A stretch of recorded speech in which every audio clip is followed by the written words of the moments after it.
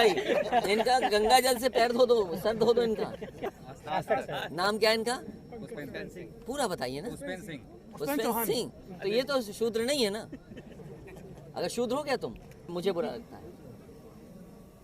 अगर तुम जैसे चैनल को नहीं बुरा लगता है तो मैं उसके लिए कुछ नहीं कर सकता, क्योंकि फिर वो चैनल बिका हुआ है। आप पढ़ दो चौपाई। ढोल गवार शूद्र पस नारी सकल ताड़ना के अधिकारी। तो हम क्या हैं? अच्छा हमें बता दो, हम क्या हैं? हम क्या हैं? शूद्र हैं कि नहीं है? मैं आपसे कह रहा हूँ, धार्मिक ग्रंथ के खिलाफ कोई नहीं है, ना मैं खिलाफ हूँ। भगवान श्री राम के खिलाफ कोई नहीं है, रामचरितमानस के खिलाफ कोई नहीं है। हमसे बोलो रामचरितमानस के खिलाफ नहीं है। लेकिन मेरे पत्रकार साथी, मैंने अपना स्टेटमेंट दिया है, कहा है कि मुख्यमंत्री अगर योगी न होते, धार्मिक स्थान से वहां आए होते, तो शायद वो सवाल मैं न पूछता उनसे। लेकिन क्योंकि वो योगी भी हैं और धार्मिक स्थान से उठ करके सदन में आए हैं, वो बात मैं आपसे नहीं पूछूंगा। मैं ये कहूंगा कि वो चौपाई एक बार हमें पढ़ के सुना दो। क्या आप पढ़ के सुना सकते हो? मुझे बताओ। और फिर मैं मुख्यमंत्री जी से पूछने जा रहा हूं कि मैं शूद्र हूं कि नहीं हूं। कल मैं मंदिर में दर्शन करने जा रहा था, क्या बीजेपी और आरएसएस के लोगों ने वहां गुंडागर्दी नहीं की? अरे हमें पता होता कि 4, 5, 6, 10 गुंडे आए होंगे तो हम भी अपनी तैयारी से जाते कार्यकर्ताओं के साथ। बताओ, 5-6 गुंडे भेज दिए। और ये जब काला झंडा समाजवादी लोग दिखाते हैं तो 1-1 साल जेल भेजते हैं उन लोगों को, कार्यकर्ताओं को। 1-1 साल जेल गए हैं समाजवादी कार्यकर्ता, 2-2 साल रहे हैं केवल सिद्धांत पे विरोध करने के लिए। इसलिए पत्रकार साथी, अगर चौपाई आपको याद हो तो भगवान श्री राम की कसम खाओ और वो चौपाई पढ़ दो। अगर अच्छी है तो अच्छी है, खराब है तो खराब है। अध्यक्ष जी, कोई खिलाफत नहीं कर रहा ग्रंथ की, ना भगवान के खिलाफ है, ना रामचंद्र के खिलाफ है। लेकिन ये बीजेपी वाले ये बताएं उनके नेता क्या क्या कहते हैं। आप चौपाई पढ़िए ना, आप पढ़ दो। मैं नहीं, अगर याद है तो पढ़ दो आप।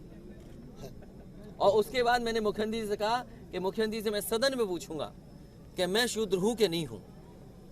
आप पढ़ दो चौपाई। ढोल गवार शूद्र पस नारी सकल ताड़ना के अधिकारी। तो हम क्या हैं? अच्छा हमें बता दो, हम क्या हैं? हम क्या हैं? शूद्र हैं कि नहीं है? नहीं, शूद्र कहाँ से हुए?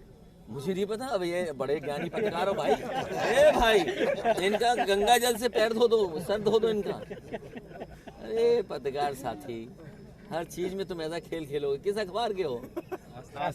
नाम क्या है इनका? पुष्पेंद्र सिंह। पूरा बताइए ना। पुष्पेंद्र सिंह। तो ये तो शूद्र नहीं है ना। अगर शूद्र हो क्या तुम? कह दो तुम शूद्र हो, कह दो तुम शूद्र हो। तुम जाओ, तुम हम चैलेंज करते हैं इस बात के लिए। इसीलिए ना समझ मत दो आज के जमाने में, धोखा मत दो। एक नौकरी के लिए तुम समाज में इस तरह की चीजें मत उठाओ। एक नौकरी के लिए कुछ वेतन मिल गया है, जिंदगी चल रही है बस। अध्यक्ष जी, मैं यही सवाल तुम्हारे मुख्यमंत्री से पूछने जा रहा हूँ। और तुम्हें अगर नहीं बुरा लग रहा है, मुझे बुरा लगता है। अगर तुम जैसे चैनल को नहीं बुरा लगता है तो मैं उसके लिए कुछ नहीं कर सकता, क्योंकि फिर वो चैनल बिका हुआ है। अगर नहीं बुरा लग रहा है, मुझे बुरा लगता है। अगर तुम जैसे चैनल को नहीं बुरा लगता है तो मैं उसके लिए कुछ नहीं कर सकता, क्योंकि फिर वो चैनल बिका हुआ है। अध्यक्ष जी, एक तरफ तो नेताजी को सम्मान, दूसरी तरफ आपकी सुरक्षा घटा ली जाती, तीसरी ओर सुप्रीम कोर्ट के रास्ते से घेरा जाता है। क्या मंशा है इनकी? देखिए, कोई मंशा नहीं है, बीजेपी हार रही है। इस बार क्लीन बोल्ड होने जा रही है यूपी में।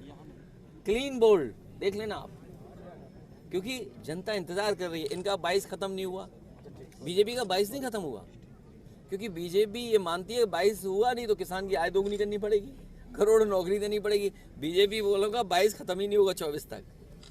महंगाई चरम सीमा पर, बेरोजगारी चरम सीमा पर, न्याय की कोई उम्मीद नहीं कर सकता, अन्याय होगा। धार्मिक इन चीजों में उलझाना फंसाना। अरे आपको याद होगा, बीजेपी एक नेता ने कहा कि सीता माँ टेस्ट ट्यूब बेबी से पैदा हुई है, कुछ याद इस तरह का स्टेटमेंट दिया था। याद है कि नहीं याद है? उनके सहयोगी बताओ भगवान राम के लिए क्या कहते हैं? भगवान राम के लिए क्या कहते हैं? और उनके एक साथी न जाने क्या और कुछ कहते हैं। इसलिए मैं उन बातों में नहीं उलझना चाहता हूं। अब इन्वेस्टमेंट मीट कर रहे हैं, बताइए। जब चुनाव आ गया तब इन्वेस्टमेंट मीट, ये इन्वेस्टमेंट मीट नहीं है, ये आयोजन है जनता को गुमराह करने के लिए, धोखा देने के लिए। अरे भाई, तुमने 6 साल में कुछ नहीं किया। आप बताओ कि 6 साल में आपने जमीन पे क्या उतारा है? पहले इन्वेस्टमेंट मीट हुई, यही उद्योगपति आए थे जो अब आएंगे, जो उद्योगपति पहले आए थे वो फिर आने जा रहे हैं।